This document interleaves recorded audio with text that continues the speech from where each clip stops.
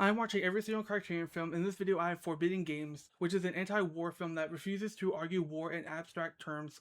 René Clément filters everything through the innocent, literal-minded consciousness of children, and that choice gives the film its power where the horror is not amplified by speeches or battle scenes, but by the way innocence tries and fails to make sense of death. The story begins with a wartime bombing raid in France, where a little girl, Paulette, loses her parents and her dog almost immediately. In the chaos, she is found by Michel, a peasant boy from a nearby farm. Michelle takes her in, and the two children form a bond built on shared grief, confusion, and a childlike instinct to create order where none exists. They bury the dog in secret and then turn mourning into a game, wanting to preserve what has been lost. They begin stealing crosses, insects, animals, and eventually anything that might become part of a makeshift pet cemetery for the dead dog. That macabre little project gradually expands into a private ritual with its own rules, as if the children can build a world stable enough to contain death if only they can name and arrange it properly. Meanwhile, the adults around them are preoccupied with survival, scarcity, social tension, and the practical demands of wartime life. The children's grief exists in a completely different world from the grown-up world.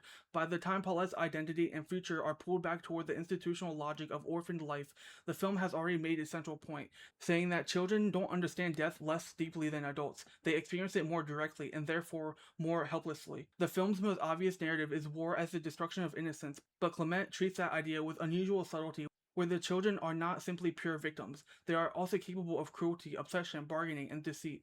The rituals are often funny at first, then unsettling, then heartbreaking. That tonal shift is crucial as the film shows that innocence is not ignorance, but a fragile way of organizing experience that war shatters. So Paulette and Michelle create ceremonies for burial, possession, and remembrance because ritual gives shape to pain, and the film suggests that human beings invent habits and coping mechanisms partly to survive the incomprehensible. But in the children's hands, those habits become both necessary and tragic, because they do not yet know the difference between symbolizing control and actual control. Paulette also comes from a more sheltered background, where Michelle belongs to a family whose life is harsher, more practical, and more physically rooted. Yet the film never turns this into emotion. Instead, it shows that war collapses distinctions in one sense while preserving them in others. The children can meet in grief, but the adult world still operates through property, religion, labor, and hierarchy. The film is also deeply interested in the incomprehensibility of death. Adults speak about loss in socially acceptable phrases, and then the children choose to test it. They touch it, name it, bury it, preserve it. Their obsession with the dead dog becomes the film's emotional center because it is both absurd and also the beating heart of the film. In a world where human death has become routine, the children's grief over one small animal is a rebuke to the adults' numbness. Brigitte Fossey as Paulette gives one of the most stunning child performances. What makes it so remarkable is not her early maturity or theatrical emotion, but her absolute commitment to the character's inner logic. She does not play sad in a broad sense. Instead, she embodies a child who is intermittently blank, stubborn, frightened, and suddenly devastated. Her face often seems to process events a half second after they happen, which makes the grief feel real rather than performed.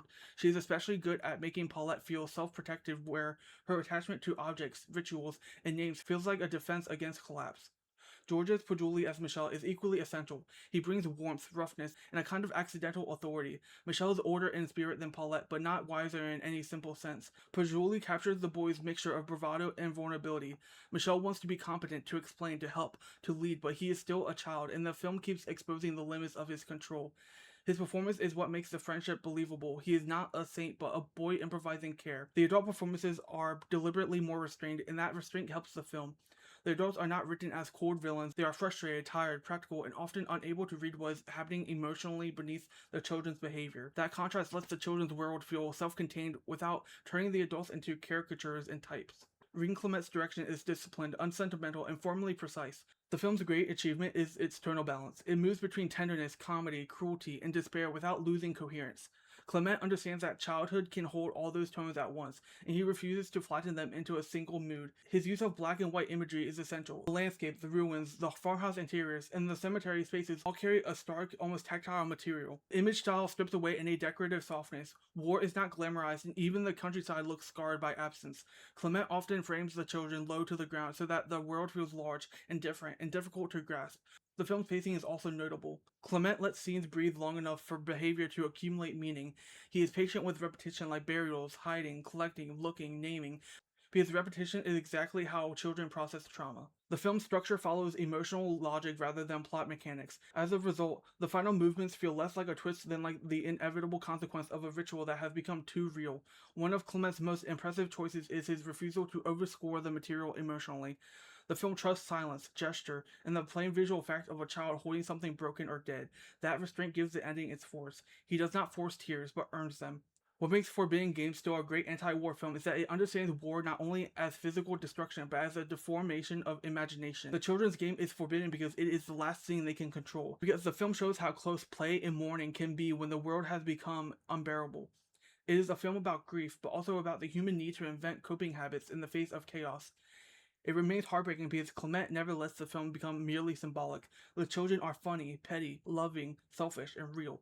Their cemetery game is absurd, and that absurdity is what makes the tragedy so devastating. And I give Forbidden Games a B+, a 7 out of 10, 3.5 stars. Let me know your thoughts down below if you've seen Forbidden Games, if you liked it, if you didn't like it. I'd like to hear your thoughts down below, and don't forget to like and follow.